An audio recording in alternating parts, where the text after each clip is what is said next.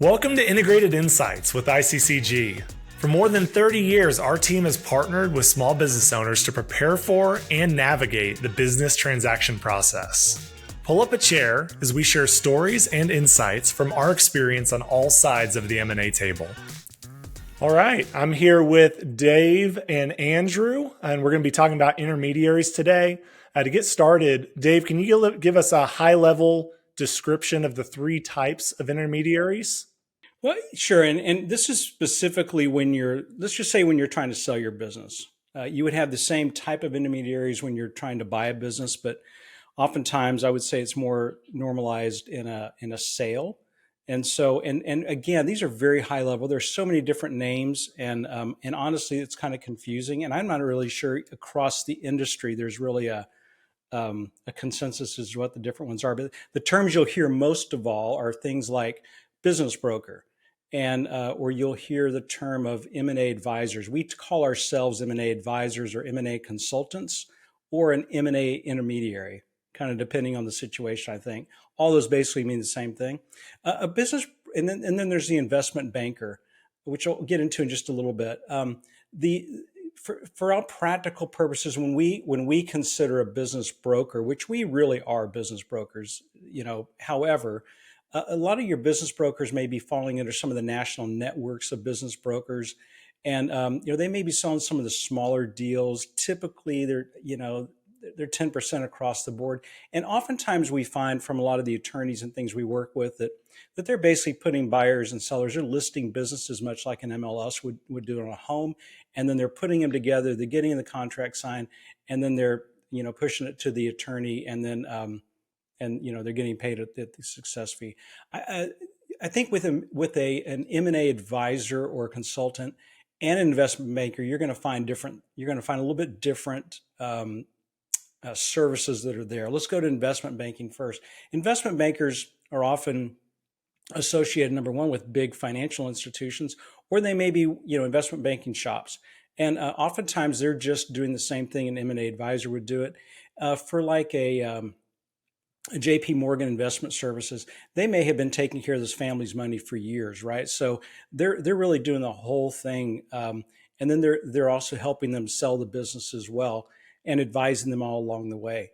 They also are known for raising money too. We don't raise money. We don't. There's so many restraints around that. We really chose not to do that.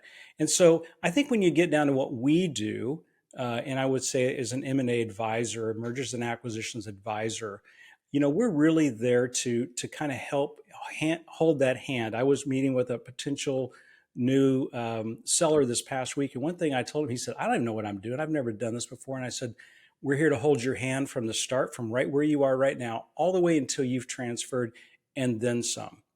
And so I think for this podcast, that's pretty important. What do we do? And what do people like us do? And then the seller can decide what they're looking for.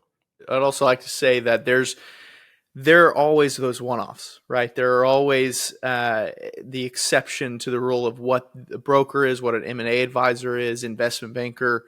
It is. I mean, they're not all the same. There's always some sort of exception, and so a lot of people will think poorly of a business broker, investment banker, or even an M&A advisor. I mean, there are advantages and disadvantages to each, and at the end of the day, they're not all the same.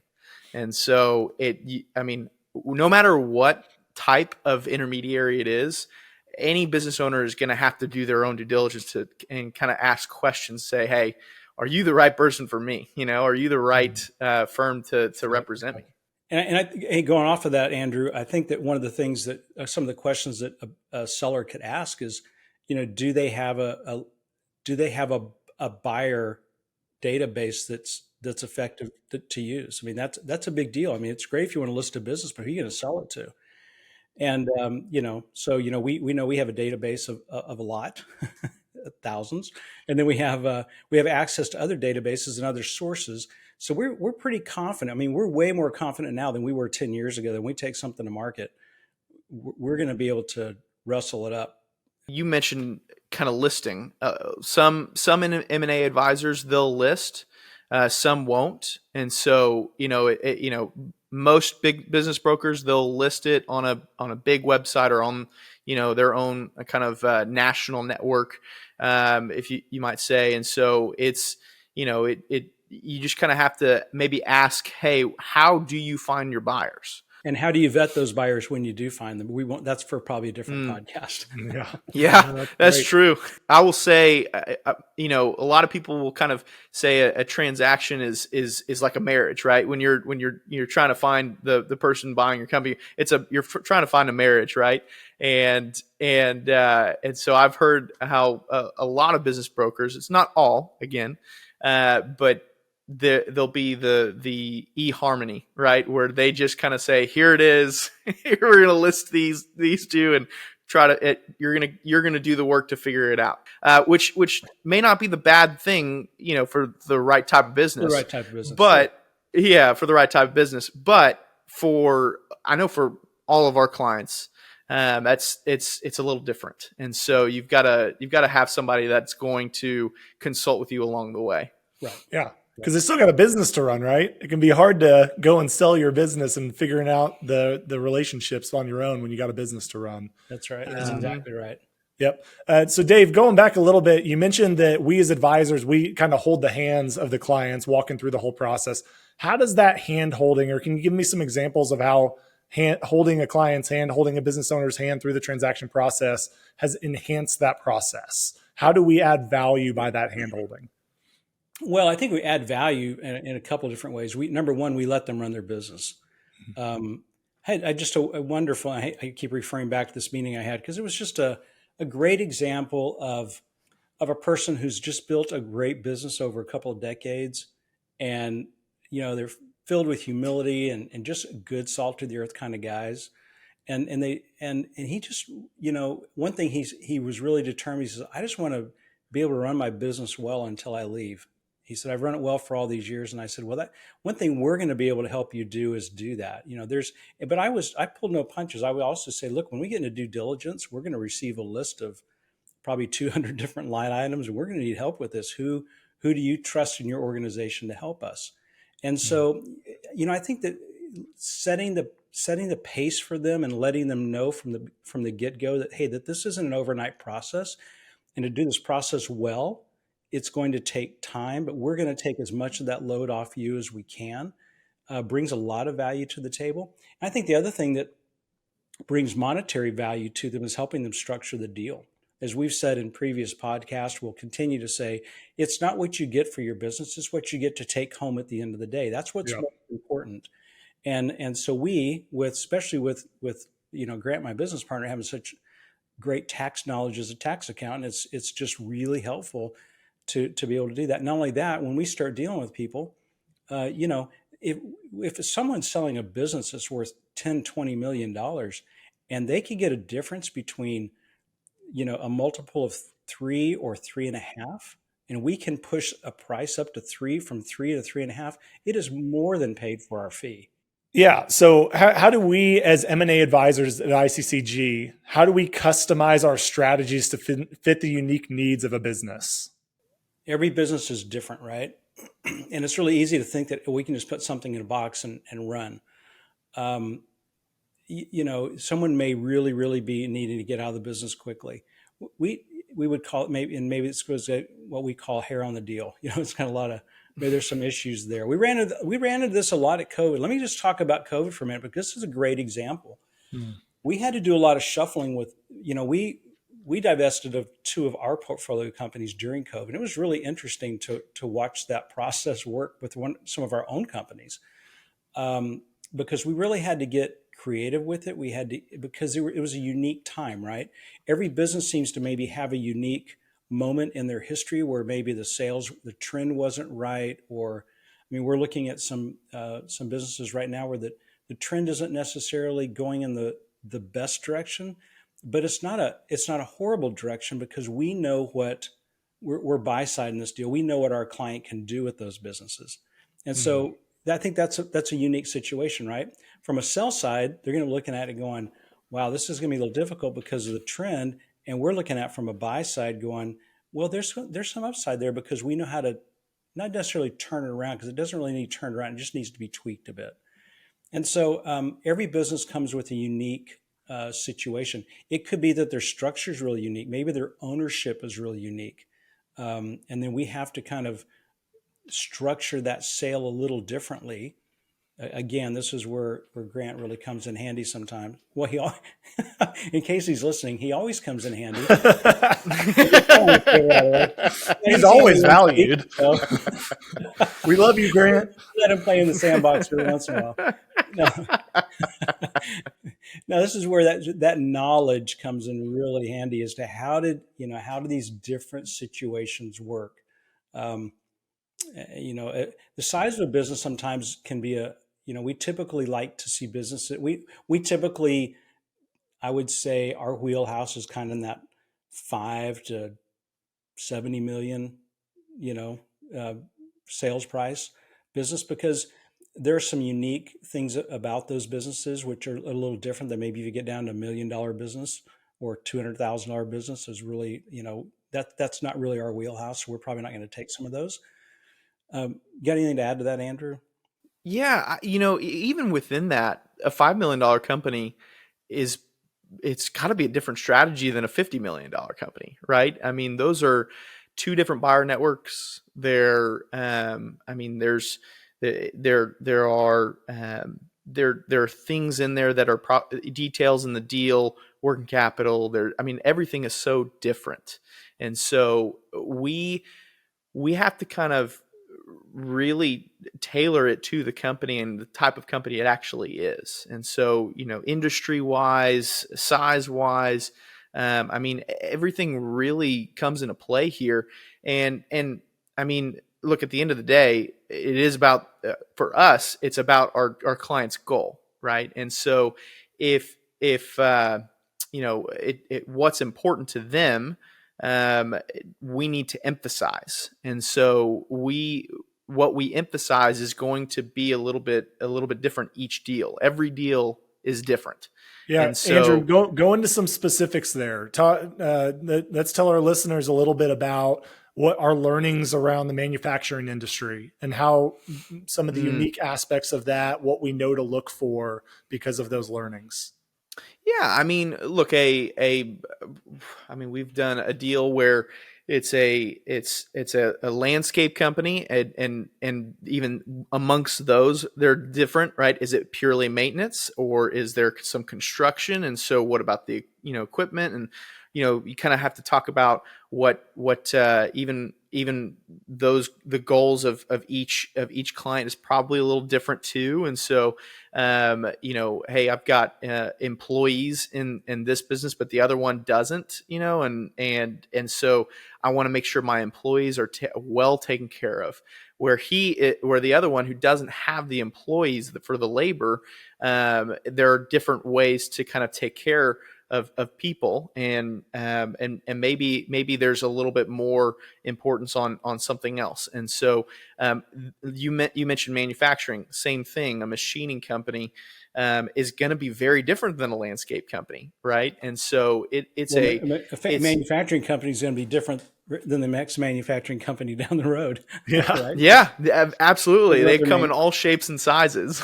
Do they have contracts? Are they working on contracts, or is it onesie twosies? Yep. Or all ages and different brands of equipment, all of that kind of stuff. Yeah. And even within that, there are true manufacturing companies that they'll take raw material and they'll make something, and then there are those, they call themselves manufacturing companies, or they'll call themselves machining companies that are truly machining, where they take a product from their customer, from their client, and they'll modify it, they'll machine it, and then they'll send it back. And so there's less raw materials, less inventory that they'll have, or a different type of inventory. And so things will change, and we've got to take different approaches. You kind of have to figure all that out, and I will say not all intermediaries do that, right? And so it is you kind of have to ask the intermediary, how do you deal with this, and what's your experience with my type of company?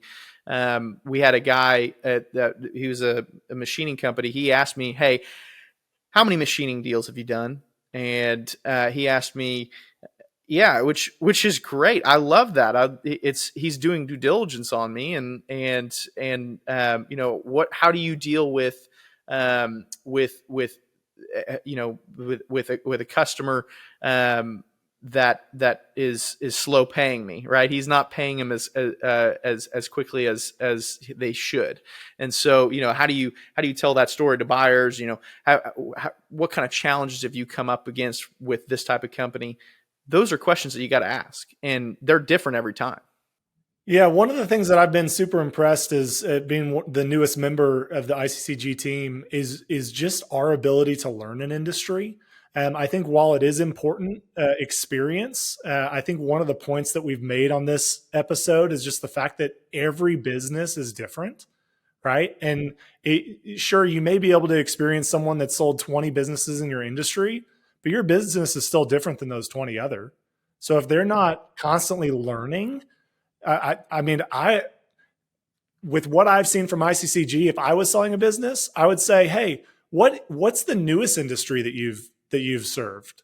What's the newest industry that you've jumped into, and what were some of your learnings in diving into that industry? Because I think it's a huge value to join with an advisor that is constantly learning and is able to learn enough, right? So on that note, a little bit, obviously there's a ton of information that we have to request and that we have to have access to, as well as giving access to a potential buyer, right? Or somebody that you enter into a LOI with. So with all that information that's presented and available to people outside of the business, how is a business owner protected in the deal making process?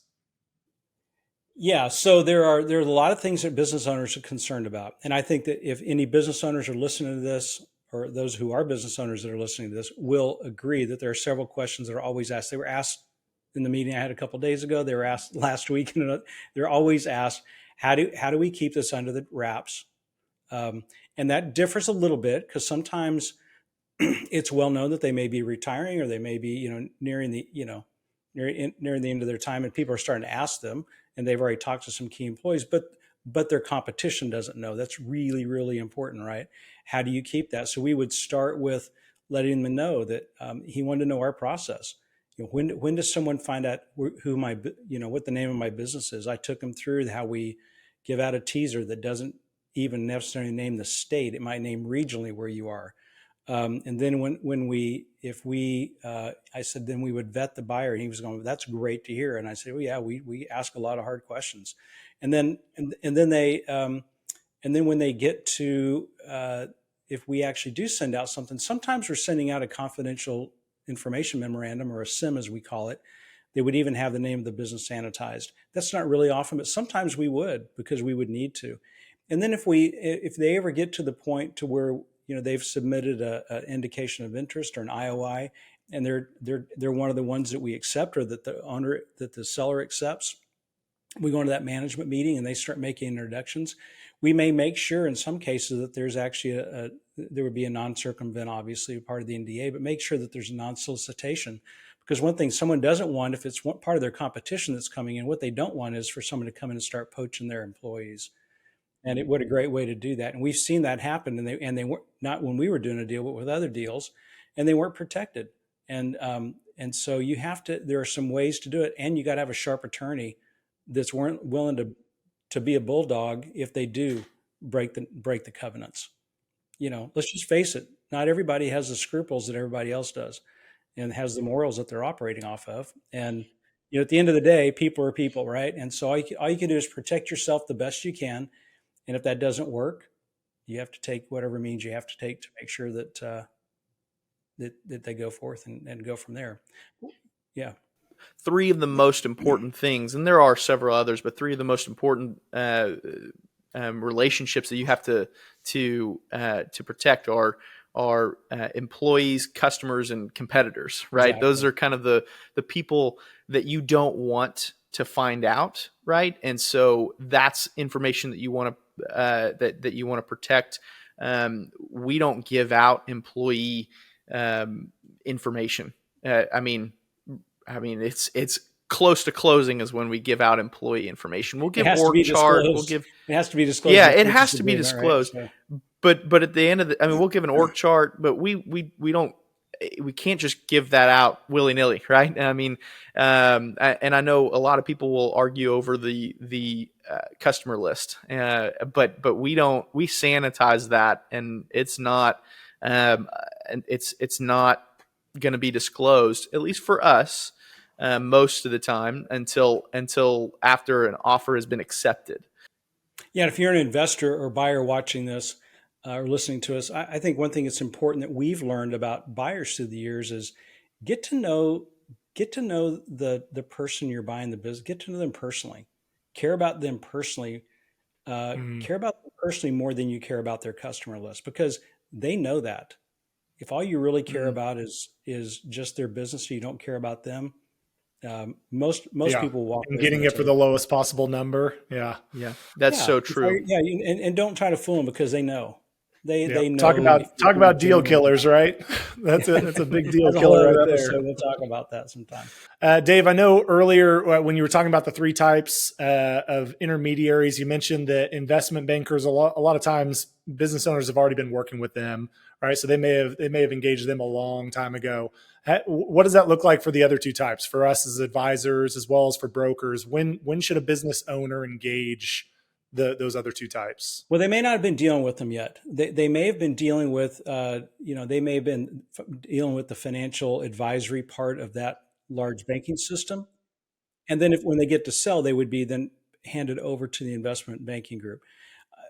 I've always thought that probably that word investment bankers needs to be, used on your 100 million plus deals. It seems a little bit more appropriate.